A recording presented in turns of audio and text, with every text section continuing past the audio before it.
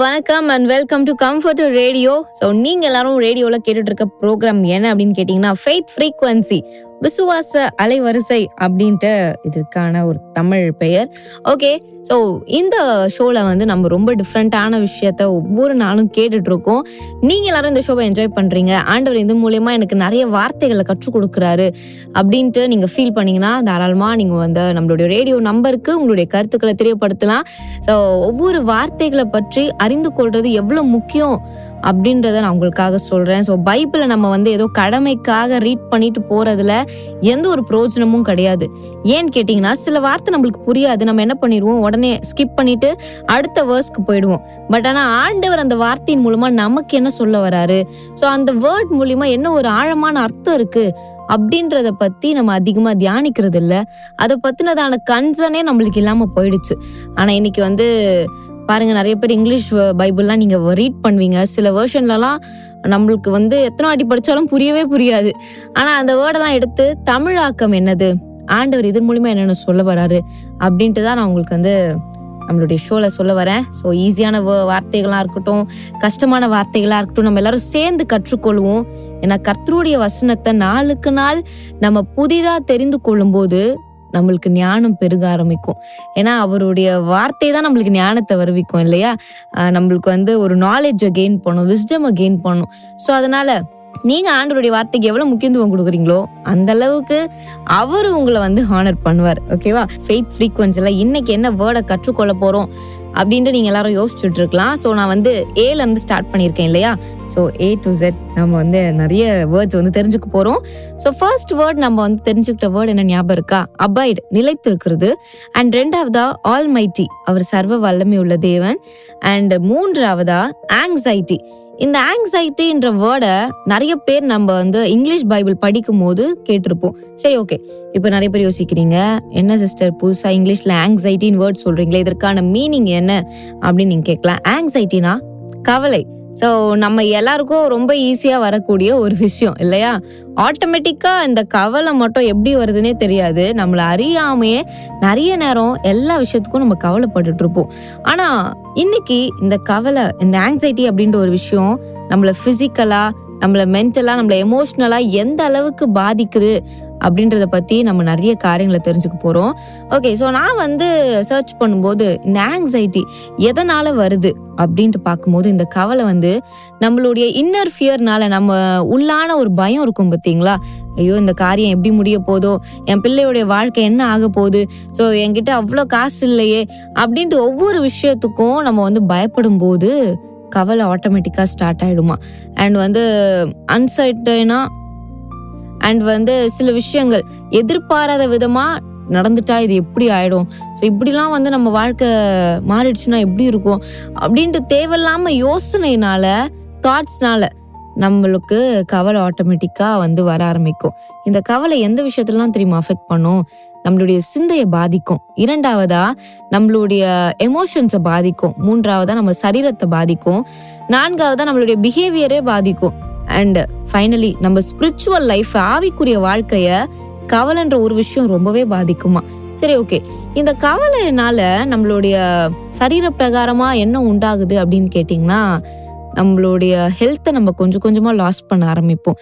நம்மளுடைய சரீர ஆரோக்கியமே வந்து பாதிக்கப்பட்டுரும். ஏன்னா கவலை வந்துட்டா நம்மளுக்கு சரியா பசிக்காது, நம்ம வந்து சரியான ஒரு ஃபுட் எடுத்துக்க மாட்டோம்ல, நம்ம வந்து கரெக்டாக நம்ம உடம்பு பார்த்துக்க மாட்டோம். தேவையில்லாத யோசனை, அப்படியே யோசிச்சு ஓவர் திங்க் பண்ணி என்ன ஆகும்னா கடைசியில வந்து டோட்டலா நம்மளுடைய ஹெல்த்தே ஸ்பாயில் ஆயிடும். கடைசியில டாக்டர் கிட்ட வந்து அவங்க என்ன பண்ணுவாங்க, நீங்க சைக்காட்ரிஸ்ட போயிட்டு பாருங்க, நீங்க ஒரு கவுன்சிலிங் எடுங்க, ஏன் எல்லாத்துக்கும் நீங்க வந்து ஆங்ஸைட்டியா ஃபீல் பண்றீங்க, ஏன் கவலைப்படுறீங்க அப்படின்ட்டு நம்மள தேவையில்லாம இந்த கவலை வந்து செலவழிக்க வச்சிரும். சரிங்களா? அதனால வந்து கவலைப்படாதீங்க. பிசிக்கல் ஹெல்த் அது ரொம்பவே பாதிக்கும். தலைவலி உண்டாக ஆரம்பிச்சிடும். ஒரு விஷயத்த பத்தி நீங்க கவலைப்பட்டே இருங்களேன், தேவையில்லாத ஒரு தலைவலி நம்மளுக்குள்ள வந்துடும். ஆட்டோமேட்டிக்கா நம்மளுடைய ஹார்ட் பீட்லாம் வந்து ஸ்பீடா அல்ல ரொம்ப பீட் பண்ண ஆரம்பிச்சிரும். நம்மளுடைய இம்யூனிட்டியே அது வந்து வீக் பண்ணிருமா. ஸோ இதுதான் பிசிக்கலான ஒரு கான்சிக்வன்சஸ், அதாவது சரீர பிரகாரமா கவலைனால ஏற்படுகிற ஒரு விளைவு. அண்ட் இரண்டாவது நம்மளுடைய மென்டல் ஹெல்த், நம்மளுடைய மைண்ட் அது எந்த அளவுக்கு பாதிக்கும் அப்படின்னா, நம்மளுடைய கான்சென்ட்ரேஷனையே அது வந்து பாதிச்சிருமா. ஸோ ஒரு விஷயத்த பத்தி நீங்க கவலைப்படுறீங்க, உங்க வாழ்க்கையை குறிச்சு, உங்க பிள்ளைகளை குறிச்சு, இல்ல உங்க ஜாப் குறிச்சு, நீங்க செய்யற வேலையை குறிச்சு உங்களுக்கு ஒரு கவலை இருக்கு, நான் செய்யற ஊழியத்தை குறிச்சு எனக்கு ஒரு கவலை சிஸ்டர் அப்படின்னீங்கன்னா, நீங்க எந்த விஷயத்துலயும் சரியா கான்சென்ட்ரேட் பண்ண முடியாது. உங்களால எந்த விஷயத்தையும் ஃபோக்கஸ் பண்ணி செய்ய முடியாது. அண்ட் ரொம்ப நீங்க ஓவர் திங்க் பண்ண ஆரம்பிச்சிருவீங்க. சரிங்களா? உங்களுக்குள்ள நெகட்டிவான எண்ணங்கள் உங்களுக்குள்ள வர ஆரம்பிச்சிருமா. ஸோ அதனால ஏதாவது ஒரு சின்ன பிரச்சனை வந்தாலே ரொம்ப பெரிய பிரச்சனைப்பா, இதெல்லாம் நம்மளால சமாளிக்க முடியாது அப்படின்ட்டு ஒரு தவறான முடிவை இந்த கவலைனால நம்ம எடுத்துருவோம். இது மென்டலான ஒரு கான்சிக்வன்சஸ், அதாவது நம்மளுடைய மனநிலைய பாதிக்கக்கூடிய சில விளைவுகள். சரிங்களா? அண்ட் மூன்றாவதா எமோஷனல் கான்சிக்வன்சஸ் என்ன அப்படின்னா, நம்மளுக்கு நிறைய டிஸ்கரேஜ்மெண்ட் வர ஆரம்பிச்சிரும். கவலை வந்தா நம்மள நாமளே ஒரு பெரிய இதுவா நினைச்சுக்க மாட்டோம் இல்லையா? ரொம்ப ஹோப்லெஸ்ஸா நம்ம ஃபீல் பண்ணுவோம். நம்பிக்கை இல்லாத ஒரு நிலைமை வர ஆரம்பிக்கும். அண்ட் அடுத்ததா நம்மளுக்குள்ள ஆட்டோமேட்டிக்கா டிப்ரெஷன் வர ஆரம்பிக்குமா.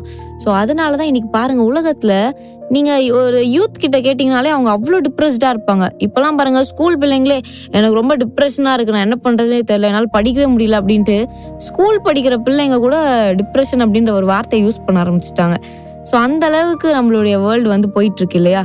ஸோ அதனால கவலையை நீங்க உங்க மனசுல, உங்க இருதயத்துல, உங்களுடைய சிந்தையில நீங்க கொண்டு வந்துட்டீங்கன்னா அது ஒரு வழி பண்ணி விட்டுரும் நம்மள. அதனால நீங்க கவலைப்படாதீங்க. நான் எவ்வளவுதான் உங்ககிட்ட கவலைப்படாதீங்கன்னு சொன்னாலுமே நீங்க ஃபர்ஸ்ட் அதை ஓவர் கம் பண்ணாதான் உங்களால அதை விட்டு வெளியே வர முடியும். சரி, ஓகே. இந்த கவலை பத்தி பைபிள் ஆண்டவர் என்னென்ன சொல்லியிருக்காரு, இதை நம்ம எப்படி ஓவர் கம் பண்ணலாம், கவலைக்கு ரிப்ளேஸ்மெண்டா என்ன விஷயம் இருக்கு அப்படின்றத நம்ம தொடர்ந்து கேட்கலாம். பைபிள்ல இதை பத்தி என்ன சொல்லப்பட்டிருக்கு அப்படின்னு பார்க்கும்போது நிறைய வேத வசனங்கள் ஆண்டவர் நம்மளுக்கு எழுதியிருக்காரு. அதுலயும் முதலாவதா நான் உங்களுக்கு சொல்றேன். நீதிமொழிகள் 12ஆம் அதிகாரம் 25ஆம் வசனம். நான் உங்களுக்காக அதை ரீட் பண்றேன். மனுஷனுடைய இருதயத்தில் உள்ள கவலை அதை ஒடுக்கும், நல் வார்த்தையோ அதை மகிழ்ச்சியாக்கும். சோ ஒரு மனுஷனுடைய இருதயத்துல கவலை இருந்துச்சுன்னா அந்த மனுஷனை அப்படியே என்ன பண்ணும், அது ஒடுக்க ஆரம்பிக்கும். ஆனா ஒருத்தவங்க நல் வார்த்தையை பேசும்போது, ஒருத்தவங்க என்கரேஜ் பண்ணும்போது, ஒரு குட் வேர்ட்ஸ் சொல்லும் போது அவங்கள என்ன பண்ணுமா, அது மகிழ்ச்சியாக்கும். ஸோ உங்களுடைய வாழ்க்கையில நீங்க என்ன பண்ணுங்க, நீங்க கவலையா இருக்கும் போது நீங்க ஆண்டவருடைய வார்த்தையை கேட்க ஆரம்பிங்க. அவருடைய வார்த்தை நம்மளை கண்டிப்பா மகிழ்ச்சியாக்கும். அதுதான் நல் வார்த்தைகள் இல்லையா? ஸோ இன்னொரு காரியத்தை நீங்க பண்ணலாம். உங்க ஃப்ரெண்டோ உங்க ரிலேட்டிவோ யாராவது ஒருத்தவங்க அவங்க கவலையா இருக்கும்போது கர்த்தருடைய வார்த்தையை போய் நீங்க சொல்லுங்க. நீங்க அவர் மேல பாரத்தை வைங்க. ஒரு நாளும் எதை குறிச்சும் கலங்காதீங்க, ஆண்டவர் உங்களுக்காக இருக்காரு அப்படின்ட்டு நீங்க என்ன பண்ணலாம், ஒரு என்கரேஜ்மெண்டான வேர்டு சொல்லலாம். கவலையா இருக்கவங்க கிட்ட போயிட்டு இன்னும் அவங்கள கவலைப்படுற மாதிரி பேசுறது ஏன் உன் வாழ்க்கையில இப்படி நடந்துட்டே இருக்கு, ஸோ நீ பேசாம ஏதாவது ஒரு முடிவு எடு, நீ இந்த விஷயத்தெல்லாம் மாத்து அப்படின்ட்டு இன்னுமே அவங்களை கவலைப்படுற மாதிரி நம்ம சொல்லக்கூடாது. ஆண்டவர் எப்படி அவங்கள ஒருத்தவங்களை கைட் பண்றாரோ அந்த மாதிரி அவங்கள தேற்றணும், அவங்கள அரவணைக்கணும், அவங்கள கம்ஃபர்ட் பண்ணணும், அவங்கள என்கரேஜ் பண்ணணும். அதுதான் ஆண்டவர் விரும்புறாரு.